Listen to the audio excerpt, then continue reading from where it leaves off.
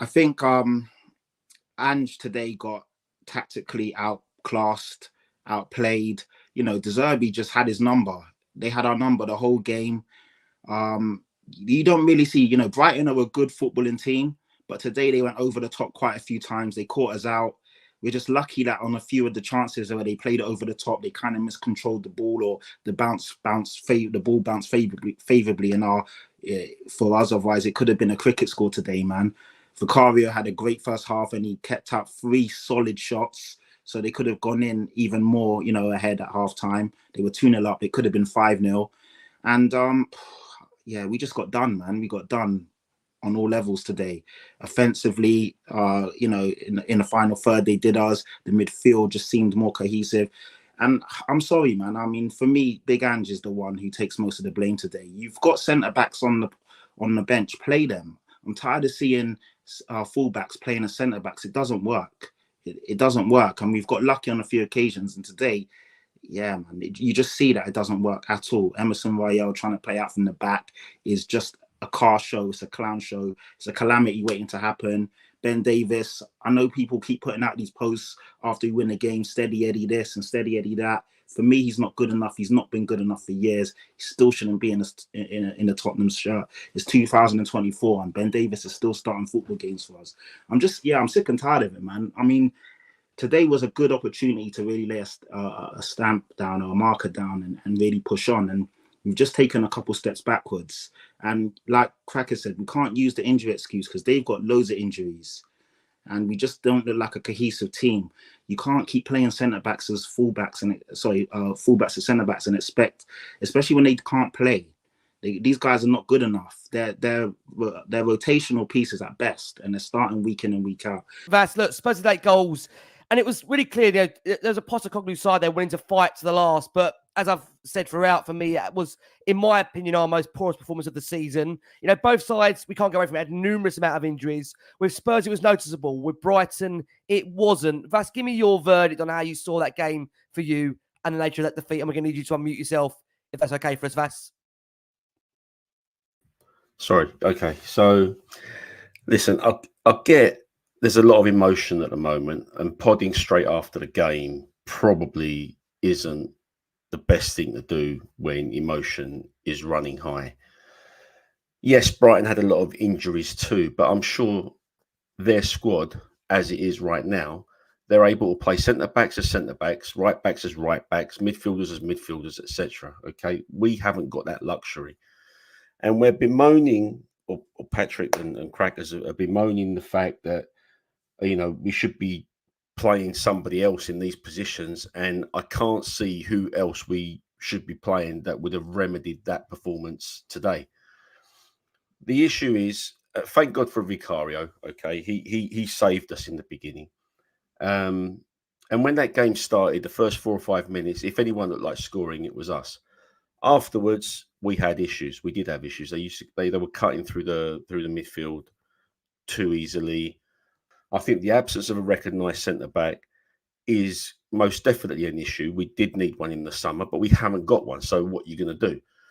You have to play Eric Dyer in that case. If you want a centre-back playing centre-back, you have to play Eric Dyer. And I'll tell you something, when Eric Dyer came on at half-time against Everton, there were loads of sharp intakes of breath around us in the stadium when he came on.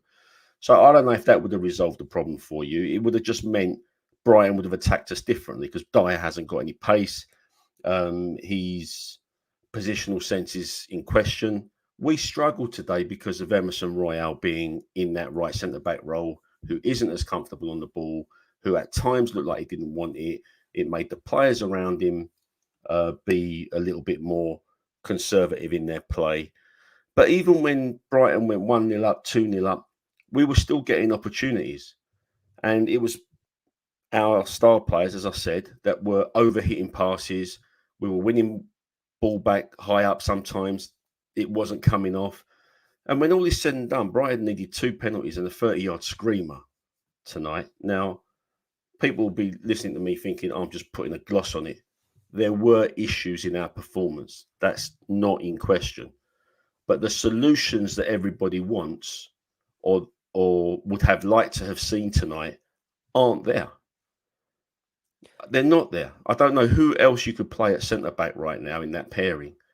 For you, Pat, I mean, trying to find some rationale in terms of what we've witnessed here, do you feel this is a complete one-off, or do you fear we are going to get games like this from time to time and we're going to have to accept them because, as Crack says, this is just the way we're going to play?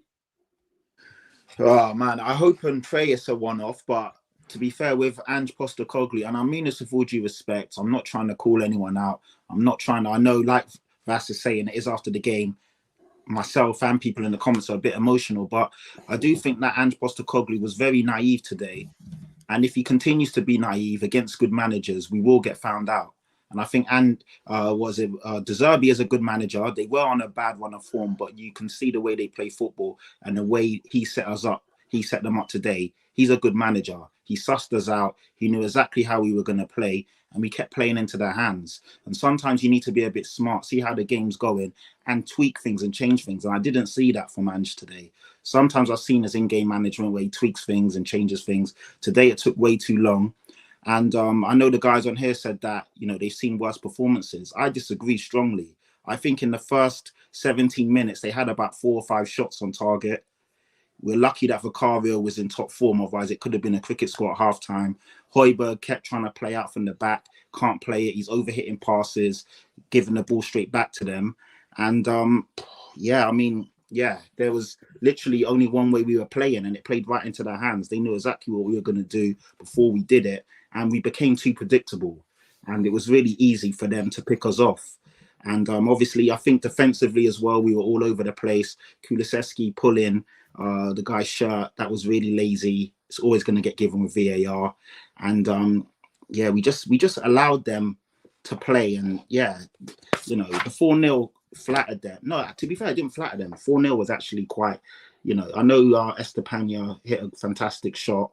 But at the end of the day, look how much time and space we gave him. He had all the time in the world to set himself up and take that shot. And I just think the guys just weren't playing for the team today.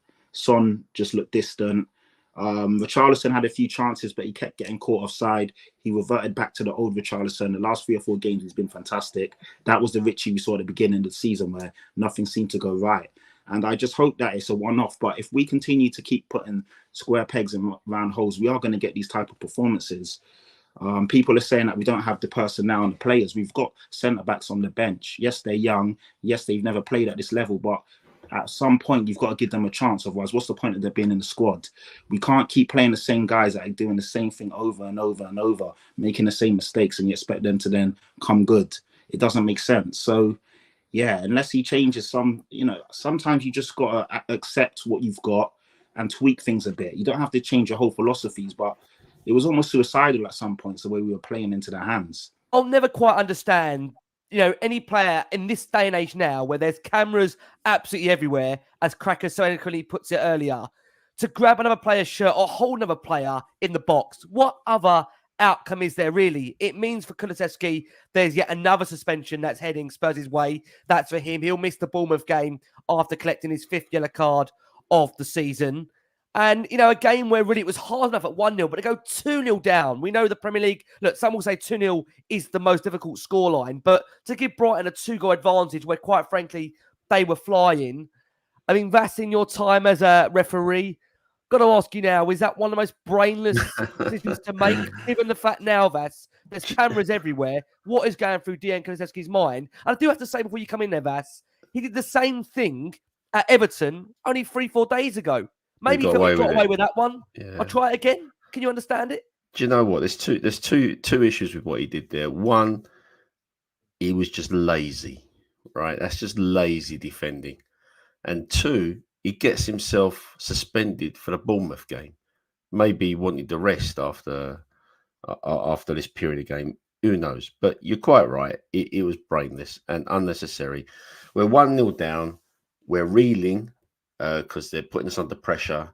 We're struggling to get rid of the ball or what have you. And what Kulusevski does there by giving the penalty and then make it 2-0, it doesn't give the team the time to regroup and try and reassert themselves on the game. You were already on the back foot. Now you're on 2 back feet or however you want to put it. It's it was brainless. You know what? I did actually wonder whether there was a foul leading up to that by Dunk on Richarlison. Obviously, VAR didn't pick it up anyway, but no, that was a blatant penalty for sure.